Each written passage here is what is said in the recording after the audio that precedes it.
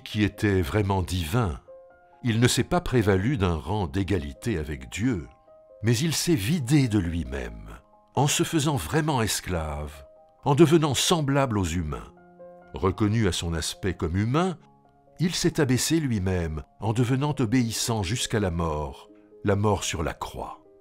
C'est pourquoi Dieu l'a souverainement élevé et lui a accordé le nom qui est au-dessus de tout nom, pour qu'au nom de Jésus, tout genou fléchisse dans les cieux, sur la terre et sous la terre, et que toute langue reconnaisse que Jésus-Christ est le Seigneur, à la gloire de Dieu le Père.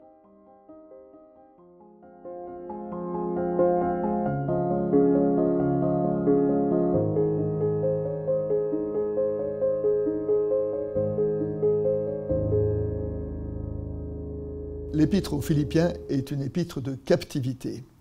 Ça veut dire que lorsque Paul la rédige, il est en prison. Elle pourrait être dramatique, et pourtant. Et pourtant, c'est l'épître du Nouveau Testament qui parle le plus souvent de la joie. Le thème est évoqué à 6 reprises en 4 chapitres. La joie, parce que même s'il est en prison, Paul sait qu'il est au service d'un Dieu qui est plus grand que lui, et cette radicale assurance que lui donne le Christ lui donne de pouvoir être dans la joie et de pouvoir inviter les Philippiens à partager cette joie.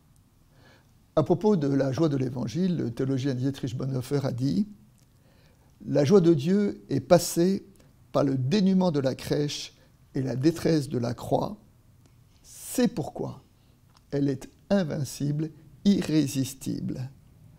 Elle ne nie pas la détresse là où elle se trouve, mais au sein de cette détresse, en elle, elle trouve Dieu. » Et donc c'est bien de cette joie irrésistible, invincible, dont témoigne Paul dans son épître.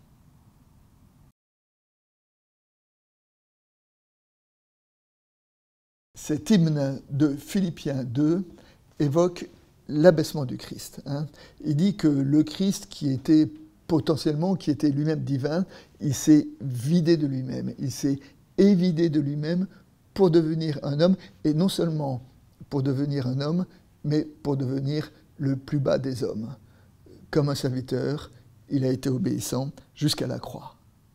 Mais le texte dit, parce qu'il a accepté de se laisser dépouiller de toute sa divinité jusqu'au service ultime, alors c'est pourquoi Dieu l'a élevé et lui a donné le nom qui est au-dessus de tout nom, afin qu'au nom de Jésus, tout genou fléchisse pour la fin de notre hymne. Ce texte-là évoque le fondement théologique de la croix. La grande question que s'est posée la première Église, c'est quel sens donner à la croix? Quel sens donner au rejet du Messie de Dieu? Eh bien, cet hymne est une des réponses données par les épîtres, en disant que c'est justement dans son abaissement radical que Jésus de Nazareth devient ou est authentiquement Christ de Dieu, et parce qu'il est allé jusqu'au bout de son humilité, alors il a été élevé. Signe d'un Dieu qui se donne pour les humains. Ce texte-là est donc le principe théologique à partir duquel Paul va reconstruire toute sa compréhension de Dieu et toute sa compréhension de l'éthique aussi. Le renversement de l'Évangile. Le renversement de l'Évangile en écho à ce que Jésus n'a cessé de proclamer quand il a dit que les vrais grands, c'était les petits, que les derniers sont les premiers, que les vrais maîtres sont les serviteurs. Et bien, ce renversement que Jésus a enseigné, il l'a vécu, et c'est comme ça que ça a été interprété théologiquement par Paul. Et de ce renversement, Paul en fera aussi un principe éthique, en disant que la base de l'éthique chrétienne, c'est quoi? C'est accepter de se retirer, accepter de laisser de la place pour permettre à l'autre, au prochain, de pouvoir grandir dans toutes les dimensions de sa personne. C'est le fondement de l'éthique. Aimer l'autre, c'est le faire grandir.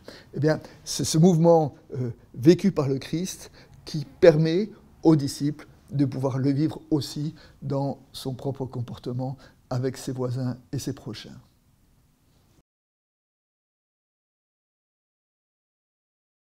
Dans le texte des rameaux, que j'ai évoqué sous le signe du quiproquo entre la vision de la foule qui acclame Jésus et le chemin de dépouillement qu'il est en train de vivre, ce texte des rameaux trouve un petit peu toute son explication dans cet hymne de Philippiens. L'hymne est en effet l'interprétation de l'impensable de la croix.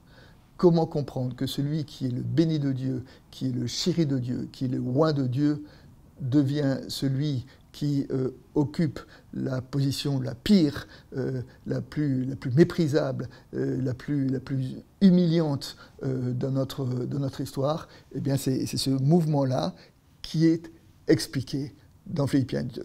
Et parce qu'il est devenu le plus méprisable, il a été élevé. On retrouve là donc tout le fondement, la construction d'une nouvelle compréhension du Christ, ce qu'on appelle la Christologie, que nous trouvons à travers cette prière. Tu t'es humilié pour nous exalter, tu as été asservi pour nous affranchir, tu t'es appauvri pour nous enrichir, tu as été vendu pour nous racheter.